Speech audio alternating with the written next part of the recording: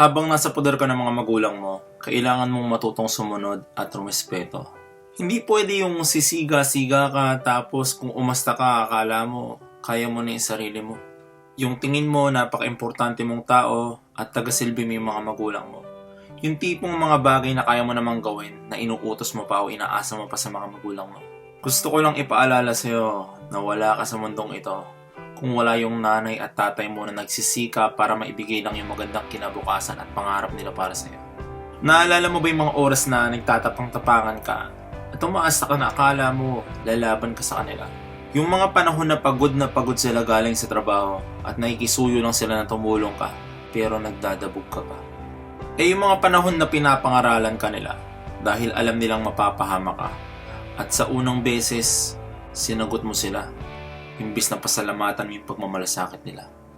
Ginawa mo lahat ng gusto mo, sinuway mo sila, at bandang huli kapag may nangyari sa iyong hindi maganda, babalik ka sa kanila, hihingi ka ng tulong habang umiiyak ka. Huwag kang magsiga-sigaan at umastang akala mo kaya mo na yung sarili mo. Hindi mo maiintindihan kung gaano kahirap ang buhay sa mundo hanggat hindi mo pa nararanasang tumayo sa sariling mga paa mo. Mas maiintindihan mo talaga kung gaano kahirap ang buhay. Oras na maranasan mo magtrabaho maghapon, araw-araw, makabili ka lang at makapagsaing ka ng sarili mong bigas. Kaya pasalamatan mo yung mga magulang mo kahit madalas hindi mo na namamalayang nababastos mo na sila. At wala silang ibang magawa kundi manatiling nandyan para sa'yo at inuunawa ka.